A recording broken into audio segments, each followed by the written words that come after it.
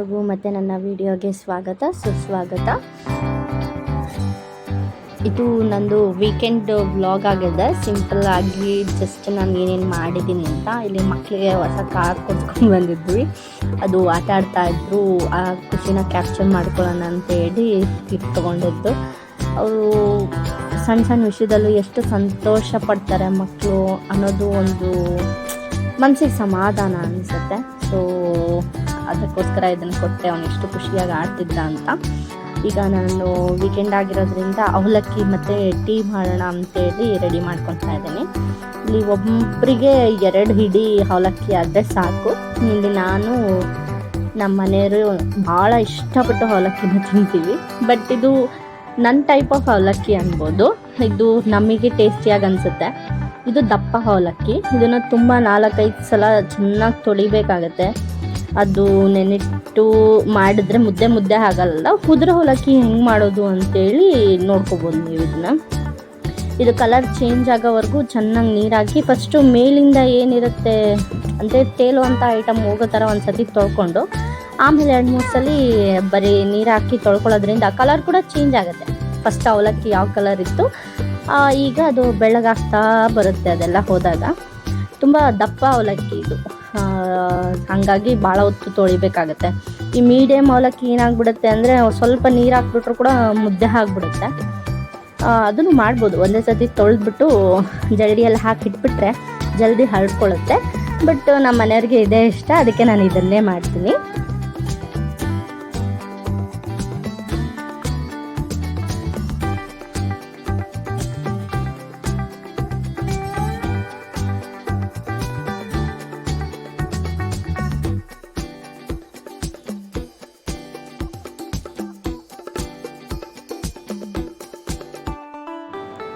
ಇದನ್ನು ಹಿಂಗೆ ತೊಳೆದ್ಬಿಟ್ಟು ಬಳಸ್ಲಿಕ್ಕೆ ಬರಲ್ಲ. ಸ್ವಲ್ಪ ಹೊತ್ತು ಹಳ್ಬಿಡ್ಬೇಕು, ಆವಾಗ ಹೂವು ಹಳ್ಕೊಂಡಂಗೆ ಹಳ್ಕೊಳ್ಳುತ್ತೆ. ಸೊ ಈಗ ಅವಲಕ್ಕಿಗೆ ನಾವು ಜಾಸ್ತಿ ಈರುಳ್ಳಿ ಮತ್ತು ಟೊಮಟೊನ ಹಾಕ್ಕೊಂಡು ಮಾಡ್ತೀವಿ. ಅದಕ್ಕೆ ರೆಡಿ ಮಾಡ್ಕೊಳ್ತಾ ಇದ್ದೀನಿ. ನಾನಿಲ್ಲಿ ಇಬ್ಬರಿಗಾಗಿರೋದ್ರಿಂದ ಒಂದು 7-8 ಹಸಿಮೆಣ್ಸಿನ್ಕಾಯಿ, 1-3 ಈರುಳ್ಳಿ, 1-4 ಟೊಮಟೊನ ತೊಗೊಂಡಿದ್ದೀನಿ. ಟೊಮಟೊನ ಜಾಸ್ತಿ ಹಾಕ್ದಂಗೆಲ್ಲ ರುಚಿ ಕೂಡ ಚೆನ್ನಾಗಿ ಬರುತ್ತೆ. ಒಬ್ಬೊಬ್ಬರದು ಒಂದೊಂದು ಥರ ಇರುತ್ತೆ. ನಾನಿಲ್ಲಿ ಟೊಮಟೊನ ಜಾಸ್ತಿ ಹಾಕಿ ಮಾಡ್ತೀನಿ. ಬರೀ ನಿಂಬೆಹಣ್ಣು ಹಿಂಡ್ಬಿಟ್ಟು ಕೂಡ ಮಾಡ್ಬೋದು ಅವಲಕ್ಕಿ, ಅದು ಕೂಡ ಚೆನ್ನಾಗಾಗುತ್ತೆ. ಏನು ಅಂದರೆ ಅವಲಕ್ಕಿನ ಟೀ ಜೊತೆ ಕುಡಿಯೋದೇ ಒಂದು ಖುಷಿ. ಅದೊಂದು ಹ್ಯಾಬಿಟ್ ಟೈಪು, ಚೆನ್ನಾಗಿ ಅನಿಸುತ್ತೆ. ಹಾಗಾಗಿ ಅಡುಗೆನ ಎಷ್ಟು ರುಚಿಯಾಗುತ್ತೋ ಅಷ್ಟು ರುಚಿಯಾಗಿ ಮಾಡ್ಕೊಂಡು ತಿಂದರೆ ಆ ದಿನ ಆದಂಗೆ ಅನಿಸುತ್ತೆ. ಖುಷಿಯಾಗಿ ಕಳಿತೀವಿ ಅಪ್ಪ ಅಂತ. ಏನೇ ಆಗಲಿ ಒಂದು ಊಟನೇ ಅಲ್ವಾ ಮನುಷ್ಯರಿಗೆ ಖುಷಿ ಕೊಡೋದು. ಅದಕ್ಕೋಸ್ಕರನೇ ಎಲ್ಲ ದುಡಿಯೋದು ಮಾಡೋದು ಅಂತೇಳಿ. ಸೊ ಈಗ ಟೊಮಟೊನೆಲ್ಲ ಸಣ್ಣಗೆ ಹಚ್ಕೊಳ್ತಾ ಇದ್ದೀನಿ. ಫಸ್ಟೆಲ್ಲ ಹಚ್ಚಿಟ್ಕೊಂಡ್ಬಿಟ್ರೆ ಜಲ್ದಿ ಆಗುತ್ತೆ ಅಂತೇಳಿ ವಿಡಿಯೋ ಮಾಡ್ತಿದ್ದೀನಲ್ಲ ಅದಕ್ಕೆ. ಇಲ್ಲಾಂದರೆ ನಾನು ಬಾಣಲಿ ಇಟ್ಕೊಂಡೆ ಚಕ ಹಚ್ಕೊಂಡು ಬಿಡ್ತೀನಿ ನಾರ್ಮಲಾಗಿ ಮಾಡೋ ದಿನಗಳಲ್ಲಿ.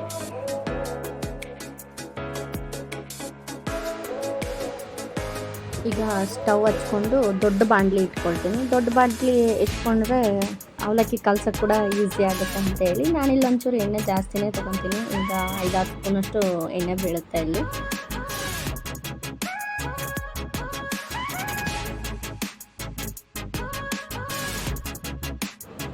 ಮೊದಲು ಸಾಸಿವೆ ಹಾಕ್ಕೊಳ್ತೀನಿ. ಎಣ್ಣೆ ಕಾದ್ಕೊಳ್ಳಿ ಸಾಸಿವೆ, ಜೀರಿಗೆನ ಒಂದು ಸ್ವಲ್ಪ ಉದಲನ್ನಷ್ಟು ಜಾಸ್ತಿ ಹಾಕ್ಕೊಂಡ್ರೆ ಇನ್ನೂ ರುಚಿಯಾಗಿರುತ್ತೆ. ಆಮೇಲೆ ನಾನಿಲ್ಲಿ ಕಡಲೆಬೇಳೆ ಹಾಕಲ್ಲ, ಉದ್ದಿನಬೇಳೆ ಹಾಕ್ತೀನಿ. ಬಾಯಿಗೆ ಸಿಕ್ಕರೆ ಚೆನ್ನಾಗಿರುತ್ತೆ ಅಂತೇಳಿ. ಈಗ ಶೇಂಗಾ ಹಾಕ್ಕೊಳ್ತೀನಿ. ನಮ್ಮ ಮಕ್ಕಳಿಗೆ ಶೇಂಗಾ ಕೂಡ ಇಷ್ಟ ಆಗಿರೋದ್ರಿಂದ ಸ್ವಲ್ಪ ಜಾಸ್ತಿನೇ ಹಾಕ್ಕೊತೀನಿ. ಆಮೇಲೆ ಇಲ್ಲಿ ಹಸಿಮೆಣ್ಸಿನ್ಕಾಯಿ ಹಾಕಿಬಿಟ್ಟು, ಹಸಿಮೆಣ್ಸಿನ್ಕಾಯಿ ನಾನು ಜಾಸ್ತಿ ಅನಿಸಿದ್ರು ಕೂಡ ಇದು ಫ್ರೈ ಆದಮೇಲೆ ಖಾರ ಕಡಿಯುತ್ತೆ. ಅಂದರೆ ಚೆನ್ನಾಗಿ ಎಣ್ಣೆ ಕರೆದು ಬಿಟ್ಟರೆ ಆ ಹಸಿಮೆಣ್ಸಿನ್ಕಾಯಿ ಖಾರ ಅಷ್ಟಿರಲ್ಲ. ಹಂಗಾಗಿ ನಾನು ಹಸಿಮೆಣ್ಸಿನ್ಕಾಯಿ ಸ್ವಲ್ಪ ಜಾಸ್ತಿನೇ ಬಳಸ್ತೀನಿ. ಅದು ಎಣ್ಣೆಯಲ್ಲಿ ಫ್ರೈ ಆಗಿ ಖಾರ ಬಿಟ್ಟೋಗ್ಬಿಡುತ್ತೆ, ಅಷ್ಟು ಇರೋದಿಲ್ಲ. ಈಗ ಕರಿಬೇವು ಹಾಕ್ಕೊಂಡು ತಿರುವಾಡ್ಕೊಳ್ತಾ ಇದ್ದೀನಿ.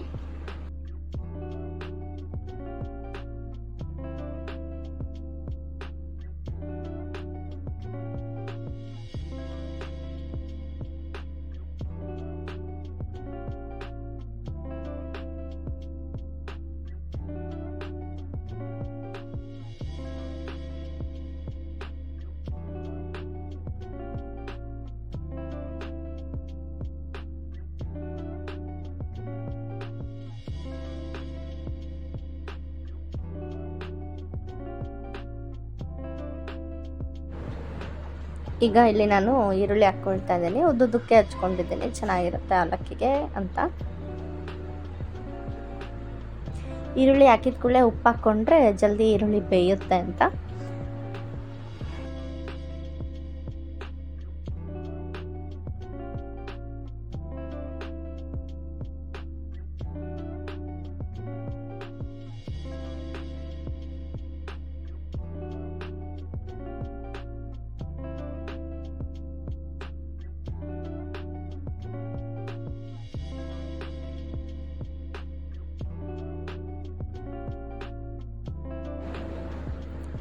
ಈಗ ಒಂದು ಸ್ವಲ್ಪ ಅರಿಶಿಣ ಪುಡಿ ಹಾಕ್ಕೊಳ್ತೀನಿ.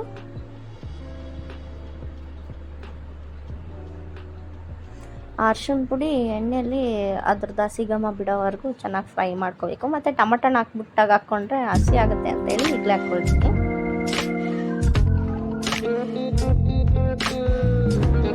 ಈಗ ಟೊಮಟೊನ ಹಾಕ್ಕೊಂಡು ಚೆನ್ನಾಗಿ ಅದು ಮೆತ್ತಗಾಗೋವರೆಗೂ ತಿರುಗಾಡ್ಕೋಬೇಕು. ನಾನಿಲ್ಲಿ ಟೊಮಟೊನ ಸಣ್ಣಗೆ ಹಚ್ಕೊಂಡಿದ್ದೀನಿ. ಈಗ ಹುಳಿ ಆಗಿದೆ, ಸ್ವಲ್ಪ ಹುಳಿ ತೆಗೆದಿರ್ತೀನಿ, ಆಮೇಲೆ ತಿನ್ನೋಕ್ಕೆ ಚೆನ್ನಾಗಿರುತ್ತೆ, ಅನ್ನಕ್ಕಾದರೂ ಇಲ್ಲ ಸೈಡಿಗಾದರೂ ತಿನ್ನೋಕ್ಕೆ ತುಂಬ ಟೇಸ್ಟಿಯಾಗಿರುತ್ತೆ ಅಂತೇಳಿ. ಈಗ ಇದಕ್ಕೆ ಬೇಯಿಸಿ ನೋಡಿ ಉದುರುದ್ರ ಆಗಿದೆ ಅವಲಕ್ಕಿ ಎಲ್ಲ, ಅದು ಏನು ಗಟ್ಟಿ ಇತ್ತು ಆ ಥರ ಗಟ್ಟಿ ಅನ್ಸಲ್ಲ. ಅದನ್ನು ಹಾಕ್ಕೊಂಡು ಚೆನ್ನಾಗಿ ಕಲಿಸ್ಬೇಕು. ಇದು ಎಷ್ಟು ಕಲಿಸ್ತೀವೋ ಅಷ್ಟು ಚೆನ್ನಾಗಾಗುತ್ತೆ. ಆಮೇಲೆ ಕಲಸಾದ್ಮೇಲೆ ಸ್ವಲ್ಪ ಹೊತ್ತು ಎತ್ತಿಡಬೇಕು, ಅವಾಗೇ ಅದ್ರದ್ದು ರುಚಿ ಬರೋದು. ಕಲಸಿದ ಕೂಡಲೇ ತಿಂದರೆ ಅದ್ರದ್ದು ಅಷ್ಟು ಟೇಸ್ಟ್ ಅನಿಸಲ್ಲ. ಒಂದು 5-6 ನಿಮಿಷ ಆದರೂ ತೆಗೆದಿಟ್ರೆ ತುಂಬ ರುಚಿಯಾಗಿರುತ್ತೆ. ಕಲ್ಸೋಕ್ಕಿದು ಸ್ವಲ್ಪ ಟೈಮ್ ತಗೊಳುತ್ತೆ, ಬಟ್ ಇಷ್ಟೆಲ್ಲ ಎಫರ್ಟು ನೀವು ಅದನ್ನು ತಿನ್ನಬೇಕಾದ್ರೆ ಅಪ್ಪ ನಿಜವಾಗ್ಲೂ ಅನಿಸುತ್ತೆ. ಎಷ್ಟು ರುಚಿಯಾಗಿದೆ ಅಪ್ಪ ಅಂತ ಅನಿಸುತ್ತೆ, ಮಾಡಿದ್ದಕ್ಕೂ ಸಾರ್ಥಕ ಆಯಿತು ಅಂತೇಳಿ.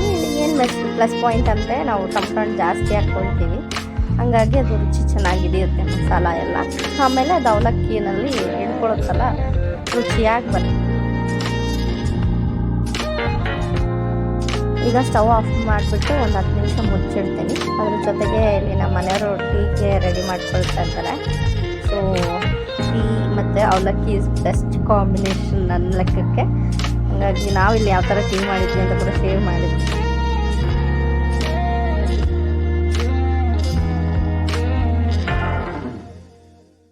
ನಮ್ಮ ಮನೆಯವ್ರು ಮಾಡಿದಷ್ಟು ಟೀ ಚೆನ್ನಾಗಿ ನಂಗೆ ನಿಜವಾಗ್ಲೂ ಮಾಡೋಕ್ಕೆ ಬರಲ್ಲ. ಅವ್ರ ಕೈಯಲ್ಲಿ ಜಾದೂನೇ ಇರುತ್ತೆ ಅನ್ಬೇಕು. ಇನ್ನೊಂದು ಅಷ್ಟು ಪೇಷನ್ಸಾಗಿ ಮಾಡ್ತಾರೆ. ನನಗೆಲ್ಲ ಏನಂದರೆ ಇಟ್ಟುವಪ್ಪ 2 ನಿಮಿಷ ಕುದ್ಬಿಡ್ಬೇಕು, ಹಾಕ್ಬಿಡ್ಬೇಕು. ಅವ್ರು ಹಾಗಲ್ಲ, ಅದನ್ನು ಚೆನ್ನಾಗಿ ಕುದಿಸ್ಬಿಟ್ಟು ಅದ್ರದ್ದು ಟೀ ಪುಡಿಯಲ್ಲಿರೋ ರಸ ಎಲ್ಲ ತೆಗೆದು, ಬಟ್ ಅವ್ರ ಟೀ ಇಸ್ ಜಸ್ಟ್ ಗುಡ್. ನನಗೆ ಅವ್ರ ಟೀ ಭಾಳ ಇಷ್ಟ. ನಾವಿಲ್ಲಿ red label natural care tea ಪುಡಿ ಯೂಸ್ ಮಾಡ್ತೀವಿ, ತುಂಬ ಚೆನ್ನಾಗಿರುತ್ತೆ ನಾರ್ಮಲ್ ಟೀ ಪುಡಿಗಿಂತ ಇದು.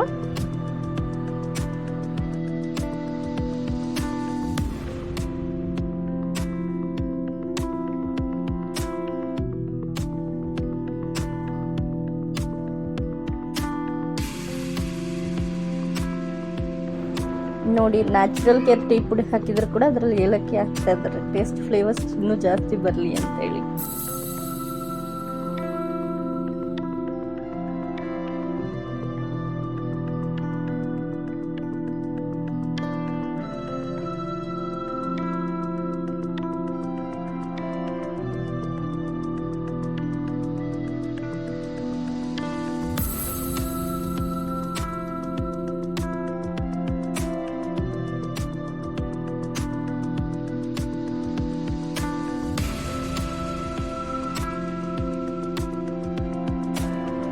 ಇವರು ಟೀ ಇಟ್ಟು ಹೊರಗೆ ಬಂದುಬಿಟ್ಟಿದ್ರು, ಹಂಗಾಗಿ ಅಲ್ಲಿ ಟೀ ಹುಟ್ಬಿಡ್ತು. ಮತ್ತೆ ಬಂದುಬಿಟ್ಟು ಅದನ್ನು ರೆಡಿ ಮಾಡಿ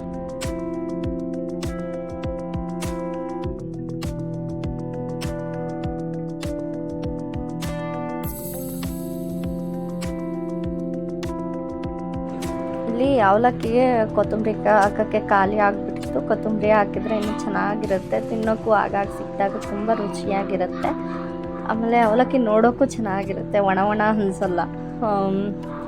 ನೋಡಿ, ಇದು ನಾನು ಮಾಡಿರೋ ಅವಲಕ್ಕಿ. ಈಗ ಹಾಕೋದು ನಮ್ಮ ಮನೆಯವ್ರು ಮಾಡಿರೋ ಟೀ. ಇದು ದಪ್ಪನ ಅವಲಕ್ಕಿ ಆಗಿರೋದ್ರಿಂದ ಚೆನ್ನಾಗಿ ತೊಳೆದು ನೆನೆಸಿಟ್ಟು ಆಮೇಲೆ ಬಳಸಿ ತುಂಬ ಚೆನ್ನಾಗಿ ಬರುತ್ತೆ. ಅಗ್ಯೋಕ್ಕೇನು ಕಷ್ಟ ಆಗಲ್ಲ.